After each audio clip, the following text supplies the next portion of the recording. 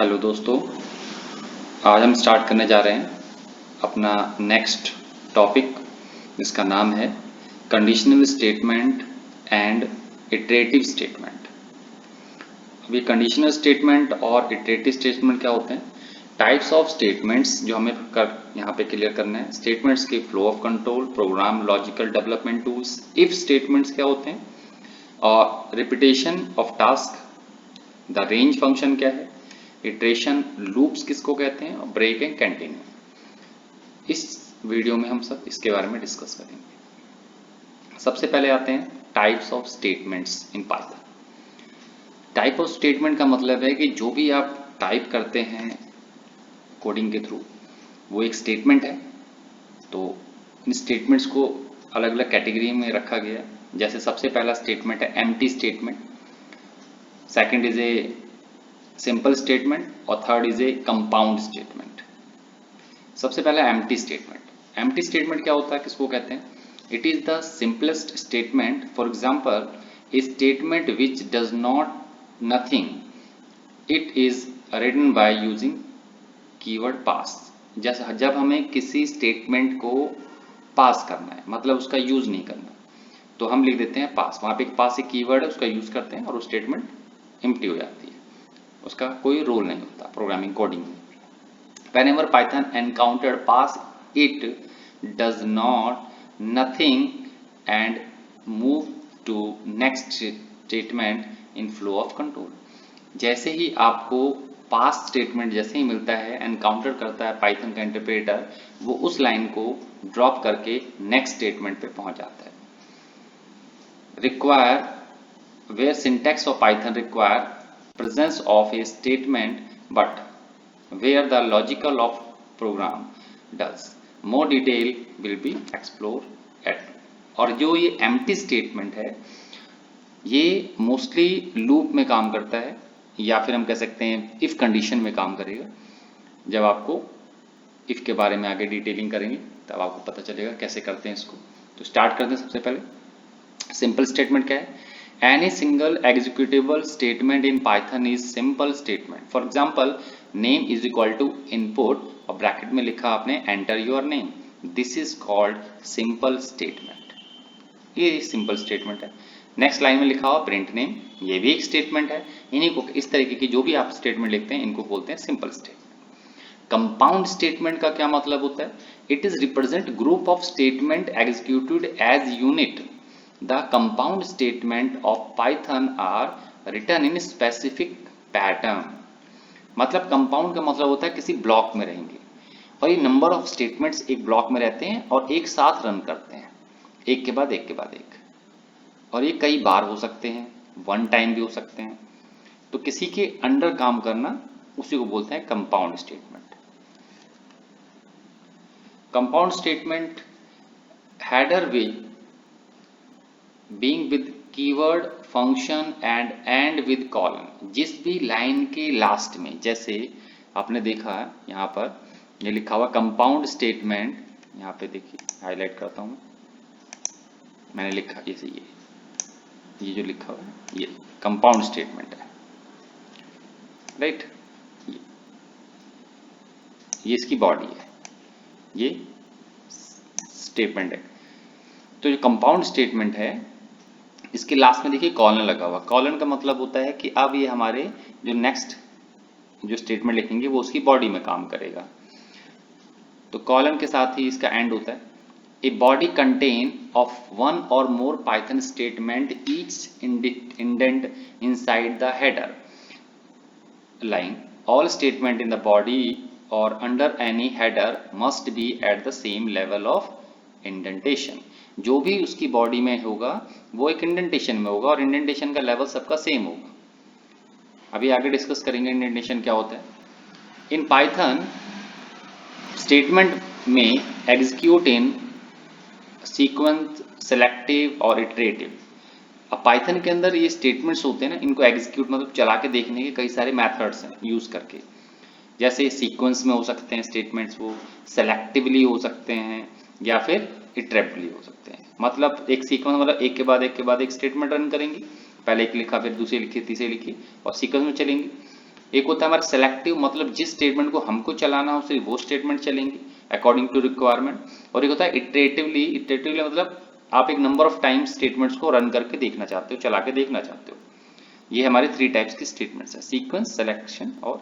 तो सबसे पहले सीक्वेंस की बात करते हैं, जो बिल्कुल सिंपल स्टेटमेंट होती है, जो छोटे छोटे प्रोग्राम्स होते हैं आपके, जैसे एरिया ऑफ सर्कल हुआ और सिंपल इंटरेस्ट कैलकुलेशन हुआ, इस तरीके के जो प्रोग्राम्स हैं, तो 3 नंबर्स हैं उनका सम करके प्रिंट करना है, इस तरीके का कोई भी प्रोग्राम जो बनाते हैं इनको बोलते हैं सीक्वेंस।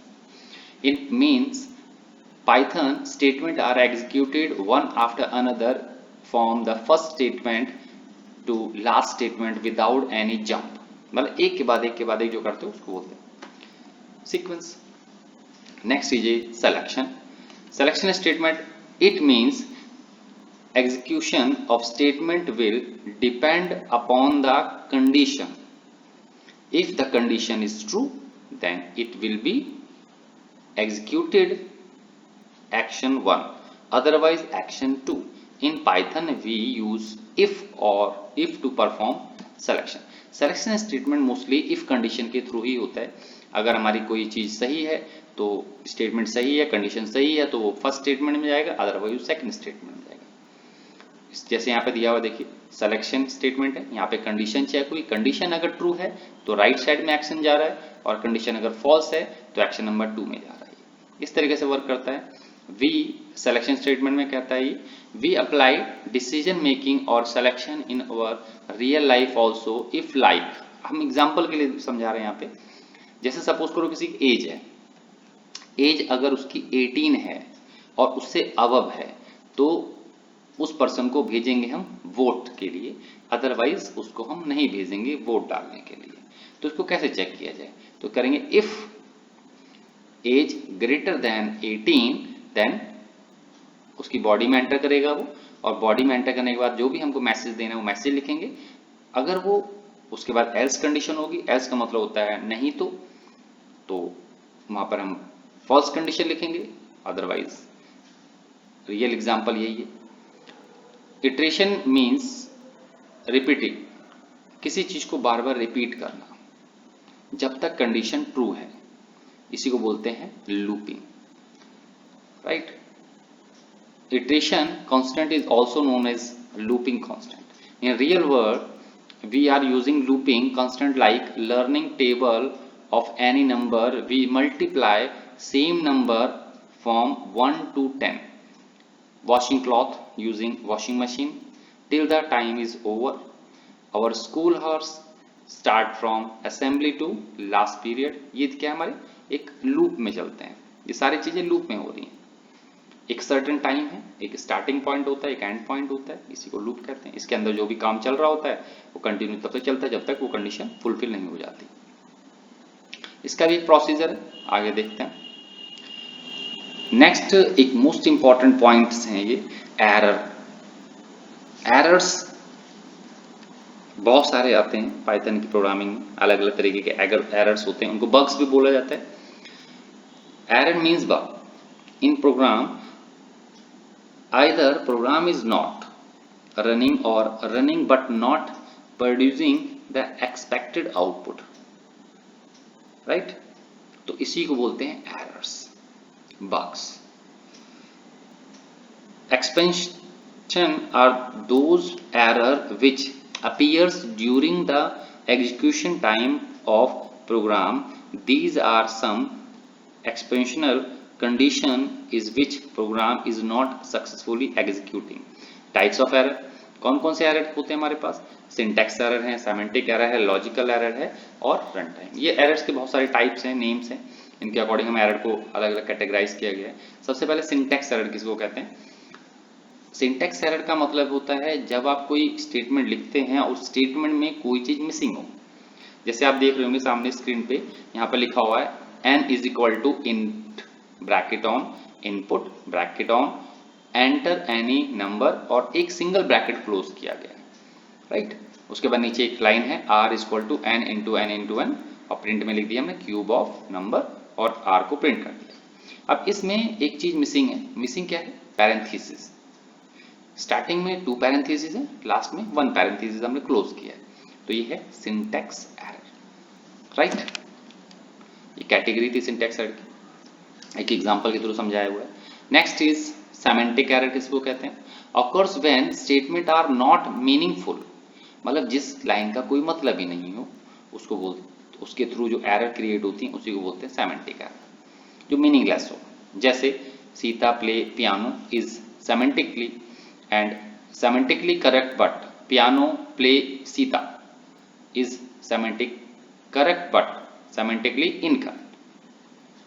सिंटैक्सली जो है हमारा वो ठीक है, सिंटैक्स जो लिखा हुआ उसके अकॉर्डिंग ठीक है, लेकिन उसका कोई मीनिंग नहीं है।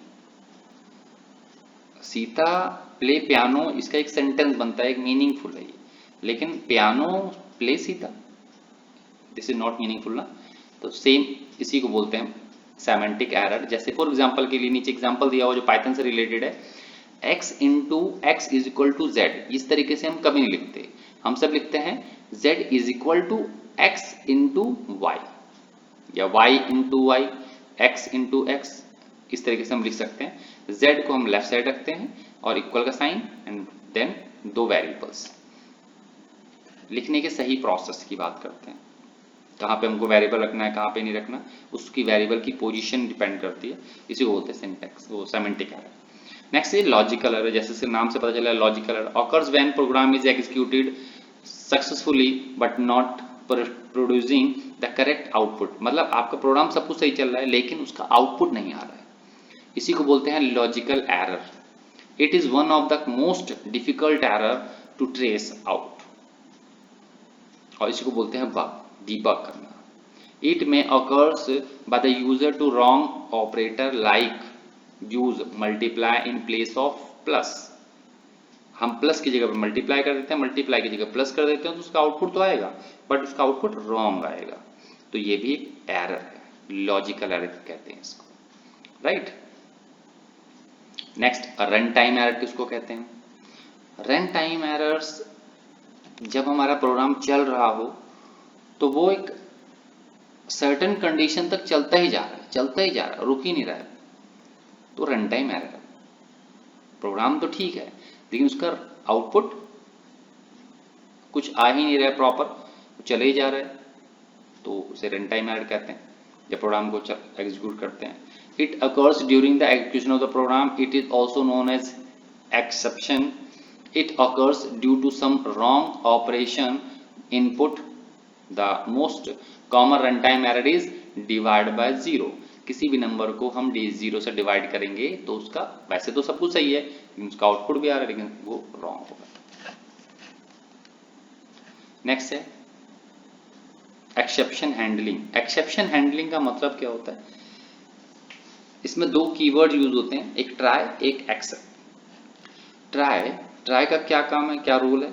This block is use to writing those statement in which execution exception में ऑकर, मतलब कि कभी ऐसी कोई संभावना जो कि एरर आने की हो तो हमको उस स्टेटमेंट को यहां लिख सकते हैं जिससे वो एरर रुक सकती है। एक्सेप्ट क्या मतलब क्या है? This block use to handling the exception occurs in try block, जो एरर आई है उसको यहाँ पे आप रोक के उसकी जगह पे कोई दूसरा मैसेज दे सकते हैं। तो ट्राई और एक्सेप्ट इस तरीके से दो ब्लॉक बने हुए हैं। ये क्लास 12 में मिलेगा पढ़ने के लिए आपको, अभी क्लास 11 के लिए तो टॉपिक में नहीं है, फिर भी इसमें बता दिया गया। जैसे यहाँ पे एक प्रोग्राम दिया हुआ है, लिखा हुआ ट्राई के अंदर हमने दिया n is equal to int input values, second value result is equal to n divide by 2 n2, और रिजल्ट में प्रिंट कर दिया, और लास्ट में लिख दिया एक्सेप्शन में अगर इनमें कोई एरर आती है तो लिखा है कैन नॉट डिवाइड बाय 0। तो अब देखिए यहाँ पे क्या आ गया, प्रोग्राम रन किया, सब कुछ आ रहा है, वैल्यूज भी आ रही है, लेकिन जब डिवाइड किया लास्ट में आंसर आ गया इसका कैन नॉट डिवाइड बाय 0, मतलब कोई एरर नहीं आई लेकिन इसका मैसेज प्रॉपर आया है, इसी को बोलते हैं एक्सेप्शन हैंडलिंग।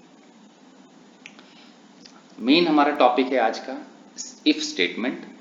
हमें इफ स्टेटमेंट के बारे में पढ़ना है और सीखना है। इफ स्टेटमेंट है क्या? If statement of Python is used to execute statement based on condition.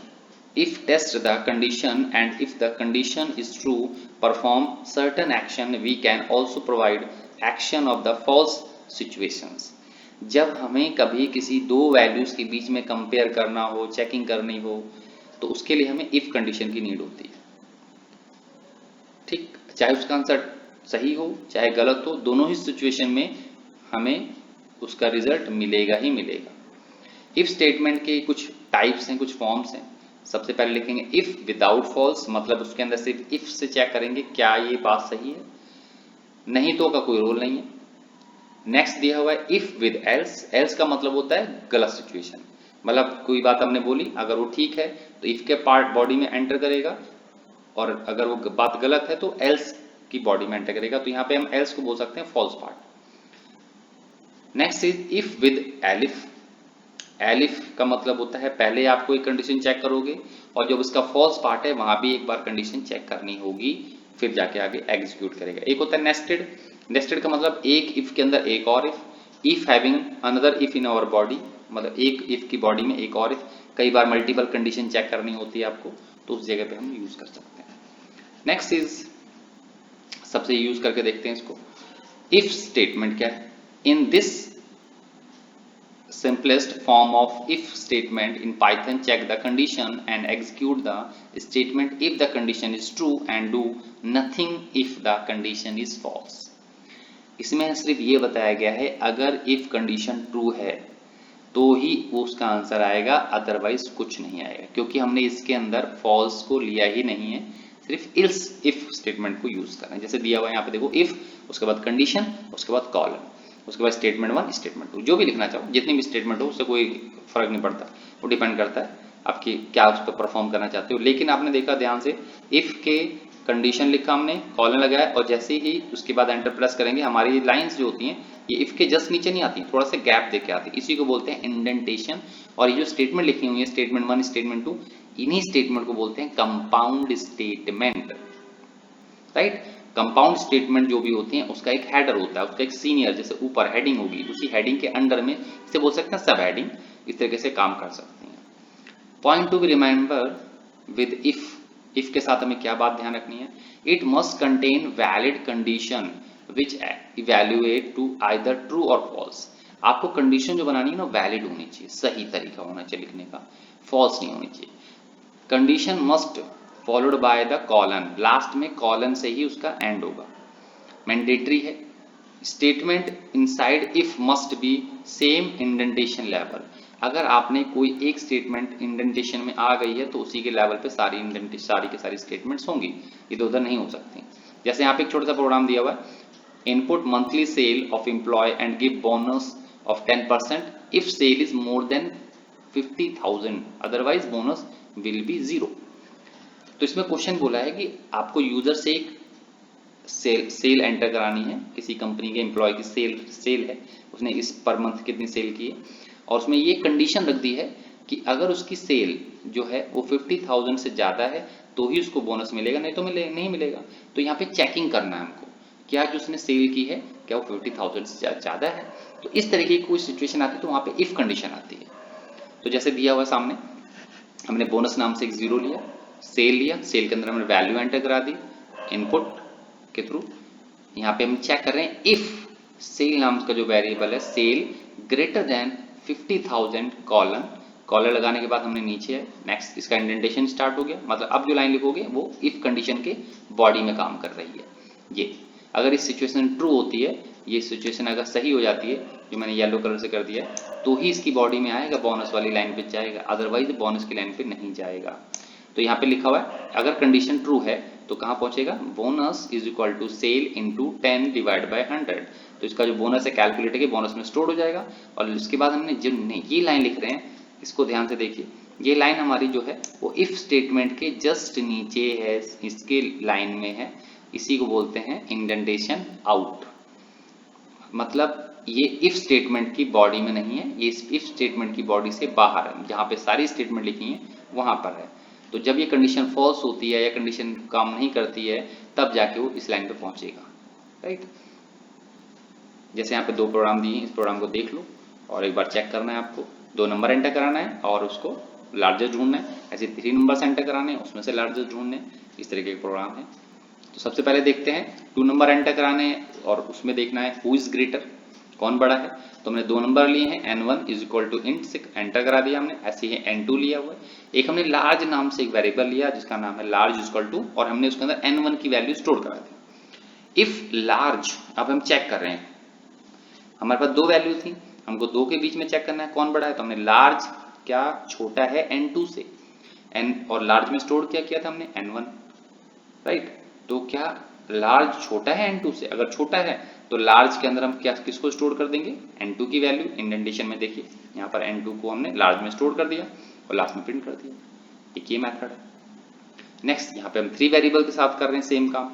पहले हमने लार्ज के अंदर n1 को स्टोर किया, फिर if condition large less than n2, अगर लार्ज छोटा है n2 से तो लार्ज की वैल्यू क्या हो जाएगी, n2, जो लार्ज में पहले वैल्यू थी वो हट जाएगी और उसकी जगह पे n2 आ जाएगा। फिर दोबारा चेक करेंगे इफ स्टेटमेंट से, इफ लार्ज क्या छोटा है 3 से, अगर छोटा है तो लार्ज के अंदर n3 आ जाएगा, और अदरवाइज अगर इनमें से कोई भी बात एक ट्रू होती है तो लास्ट में हमने प्रिंट कर दिया। ये इफ स्टेटमेंट है। ऐसे आते हैं इफ विद एल्स। अभी तक हम जो कर रहे थे सिर्फ इफ कंडीशन को चेक कर रहे थे, फॉल्स कंडीशन की तो बात ही नहीं कर रहे थे हम। तो इफ कंडीशन के दो पार्ट होते हैं, एक ट्रू एक फॉल्स, तो हम ट्रू पार्ट की बात कर रहे थे, फॉल्स पार्ट की बात ही नहीं की हमने अभी तक। तो इसमें हम देखेंगे फॉल्स क्या होता है। If with else is used to test the condition, and if the condition is true it perform certain action and alternate course of action if the condition is false। अगर कंडीशन फॉल्स होती तो भी कोई action होगा और condition true होगी तो भी कोई ना कोई एक्शन होगा ही होगा। इसी को बोलते हैं इफ एल्स। सिंटैक्स दिया हुआ है, दोनों में ही इंडेंटेशन होता है, जैसे इफ लिखा कंडीशन और यहाँ पे सेमीकोलन, तो सॉरी कॉलन, तो इसके स्टेटमेंट में आएगा, इसको इस इंडेंटेशन में आएगा।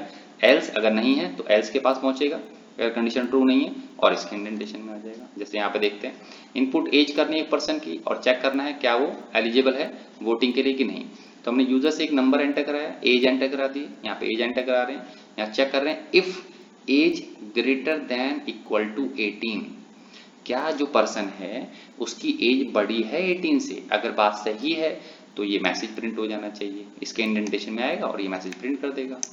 और अगर ये बात गलत है तो फिर क्या होगा, इस एल्स के पास आएगा और एल्स में जो मैसेज लिखा हुआ है यहाँ प्रिंट कर देगा। एल्स में कभी हमें कंडीशन चेक नहीं करनी होती है, एल्स ऑटोमेटिक फॉल्स पार्ट होता है। जैसे सपोज करो आपने एज में एंटर कर दिया 21, तो क्या 21 बड़ा है 18 से, हाँ बड़ा है, तो किस में आएगा, इस पार्ट में, पहले पार्ट में प्रिंट कर देगा congratulation you are eligible for voting. अगर हमने सपोज करो दोबारा रन किया प्रोग्राम को, हमने एंटर किया 5, तो यहाँ पे कंडीशन फॉल्स हो जाएगी। एज के अंदर क्या स्टोर हुआ 5, क्या 5 बड़ा है 18 से, नहीं, कंडीशन फॉल्स हुई। और फॉल्स का मतलब हमने क्या सीखा था, एल्स पे पहुंचेगा और एल्स पे जो स्टेटमेंट लिखी हुई है sorry you are not eligible for voting, ये शो कर देगा। That's it. इस तरीके से इफ और एल्स काम करता है।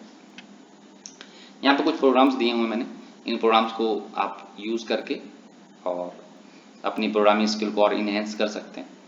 छोटे छोटे प्रोग्राम से, बेसिक प्रोग्राम से, इवन ऑड के प्रोग्राम हैं, और टीनेजर चेक करना है एज क्या है, टीनेजर है कि नहीं है, write program monthly sales check करनी है आपको, अगर है तो 10% डिस्काउंट, अदरवाइज 5% डिस्काउंट है मंथली सेल में। इस तरीके से बहुत सारे लीप ईयर क्या होता है, नंबर ऑफ एब्सोल्यूट नंबर क्या होते हैं, और इनपुट कराने हैं पॉजिटिव और नेगेटिव नंबर्स क्या होते हैं, ये चेकिंग का, ये सब चेकिंग पर्पज है। कोई नंबर नेगेटिव पॉजिटिव कैसे होगा, जो नंबर बड़ा है 0 से वो पॉजिटिव है, जो नंबर छोटा है वो नेगेटिव है। तो कैसे, if n greater than 0 positive number, if, that's it. इस तरीके से चेक कर सकते हैं। लेकिन कभी कभी हमें एल्स को भी चेक करना होता है, मल्टीपल टाइम, एक से ज्यादा बार, बहुत सारी चेकिंग प्रोसेस है, राइट। तो हम कैसे करेंगे, उसके लिए हमारे पास इफ एल इफ स्टेटमेंट है। If with elif is use when multiple chain of condition is to be checked. जब बहुत सारी condition, each else if statement must be followed by the condition and then statement for it. After every else if we can give else which will be execute if all condition is evaluate to false। अगर सारी condition false हो गई तो ही वो execute करता है, otherwise नहीं करता है। तो बहुत इंटरेस्टिंग है, आगे देखते हैं इसमें क्या हो सकता है। Input temperature of water and print it's physical state. जैसे क्वेश्चन है तो आपको इसमें चेक करना है कि हमने टेम्परेचर जो है उसका फिजिकल स्टेट के अकॉर्डिंग उसको कैटेगराइज किया हुआ है। तो हमने टेम्परेचर नाम से एक वेरिएबल ले लिया टेम्प, और इस टेम्प के अंदर हमने वैल्यू एंटर करा दी कोई भी, और हमने चेक किया क्या हमारा टेम्परेचर, इफ टेम्परेचर अगर 100 से ज़्यादा है तो गैसेस स्टेट, वो किस स्टेट में पहुंच जाएगा, गैसेस में। अगर नहीं, और भी कंडीशंस हो सकती हैं, और भी सिचुएशन हो सकती है, तो एल्स इफ टेम्परेचर अगर लेस देन 0 है, बात ये भी सही हो सकती है, ठीक, वो तो नंबर के ऊपर डिपेंड करता है, टेम्परेचर के ऊपर डिपेंड करता है किस कैटेगरी का है वो। तो एल्स इफ दोबारा चेक करेंगे क्या हमारा टेम्परेचर 0 से छोटा है, कम है, तो सॉलिड स्टेट में पहुंच गया, वो जम चुका है। अदरवाइज इनमें से कोई भी दो बातें नहीं हो रही हैं सही, तो एल्स क्या है उसका, लिक्विड स्टेट है, मतलब जो नॉर्मल होता है उस तरीके से है। तो ये जब इस तरीके की मल्टीपल कंडीशंस होती हैं तो इफ एल्स, एल्स नहीं, देखो एल इफ है, फिर चेक किया आपने, देन एल्स यूज किया, ये है। नेक्स्ट ऐसे देखते हैं, एक और हमारे पास है, 3 वैल्यूज है हमारे पास, हमें चेक करना है किस तरीके का काम कर रही है। ये देखो, if S1 equal equal S2 equal equal S3, अगर तीनों बातें सही हैं तो इक्वलेटरल, यहाँ पे कह रहा है else if S1 not equal to 0, S2 not equal to S3 not equal to S1, मतलब इनमें से कोई आपस में इक्वल है ही नहीं, तो ये स्केल लें। एल्स अगर इन दोनों बातों को ट्रू नहीं करता है तो क्या लास्ट में क्या होगा, आइसोलेट, दैट्स इट। जैसे यहाँ पे दिया हुआ एक और एग्जांपल है, हमें कैलकुलेट करना है मैथ फंक्शन के थ्रू, कोई कंडीशन दे दी है, यहाँ पे हमें 3 वैल्यूज लेनी है और यहाँ पे चेकिंग कर रहे हैं हम एल्स इफ, इसमें से 2 बातें हैं इसलिए एल्स और इफ आया है, इफ और एल्स, थर्ड की जरूरत ही नहीं हमको, दैट्स इट। जैसे ये इन क्वेश्चन को देख लीजिए, इनके अंदर हम यूज कर सकते हैं मल्टीपल स्टेटमेंट्स हैं। देखो अगर ग्रेटर देन 60 है तो फर्स्ट डिवीजन है, 45 है सेकंड डिवीजन है, 33 है थर्ड डिवीजन है, अदरवाइज फॉल्स या फेल्ड। जैसे आप सबका रिजल्ट होता है उसमें बहुत सारे ग्रेड सिस्टम है, तो उसको चेक करने का प्रोसेस यही है। जैसे आप ऑनलाइन शॉपिंग में जाते हैं, वहाँ पे बिलिंग सिस्टम होता है, अगर सेल्स आपकी या सैलरी आपकी या जो भी चीज़ें हैं, जैसे आपका इलेक्ट्रिक बिल होता है उसमें अंदर भी आता है, जिस अगर बिल आपका 20,000 ज़्यादा है तो 15% का डिस्काउंट है। सेल जब मार्केट में जाते हैं शॉप करने तो वहाँ पर आ सकते हैं, इस तरह की कंडीशंस लगी होती हैं। और 15,000 से ज़्यादा है तो 10%, और 10,000 से ज़्यादा है तो 5%, अदरवाइज 0। तो इस तरीके से बहुत सारी मल्टीपल कंडीशन है, और इन मल्टीपल कंडीशन को चेक करने के लिए इफ एल्स की, एलिफ की यूज हुआ है, जैसे यहाँ पे दिया हुआ है। इनको यूज करके देखिए, बहुत इंटरेस्टिंग है, इजी है, जब करेंगे तो आपको और पता चलेगा। कभी कभी हमें एक साथ 2 कंडीशन को चेक करना होता है सेम, पहले एक कंडीशन ट्रू फिर सेकंड कंडीशन ट्रू, दोनों ही बातें सही होंगी तब जाकर कुछ काम करेगा वो। तो इस तरह के सिचुएशन को कहते हैं nested if. In this type of if we put if within another if as a statement of it, mostly used in a situation where we want different else for each condition। एक if के अंदर एक और if, जैसे यहाँ पे दिया हुआ इनपुट हमें करना है ईयर, हमें चेक करना है क्या ये लीप ईयर है। तो लीप ईयर वो ईयर होते हैं जो 100 से भी चेक कर रहे हैं। देखो यहाँ पे चेक करें, इफ ईयर मोड बाय 100, अगर वो 0 है तो भी लीप ईयर होगा, इफ 400 से डिवाइड हो रहा है तो भी लीप ईयर होगा। तो ये दोनों बातें जब सही होंगी तभी वो लीप ईयर है, year is a leap year. Else leap year not, ये लीप ईयर नहीं है। एल्स इफ अगर इनमें से ये फर्स्ट कंडीशन नहीं हो जाती ट्रू 100 वाली, तो क्या करेगा वो 4 से चेक करेगा क्या वो जो ईयर है 4 से डिवाइड हो रहा है, अगर 4 से डिवाइड हो रहा है तो भी लीप ईयर है, अदरवाइज नहीं है। तो इस तरीके की मल्टीपल कंडीशन जब आती है तो हम उसको एल्स इफ में रखते हैं। जब 2 बातें सही हो तब जाके चेक करना हो ट्रू या मल्टीपल स्टेट, जैसे यहां दिया हुआ, राइट। ये आपका आज का चैप्टर है, आज के इफ कंडीशंस की। अब हम अपना जो नेक्स्ट वीडियो क्रिएट करेंगे वो आगे लूपिंग से रिलेटेड है। आई होप आप सबको मेरी वीडियो इंटरेस्टिंग लग रही होगी, समझ आ रहा होगा। तो आज के लिए सिर्फ इतना ही, ओके बाय। Good day.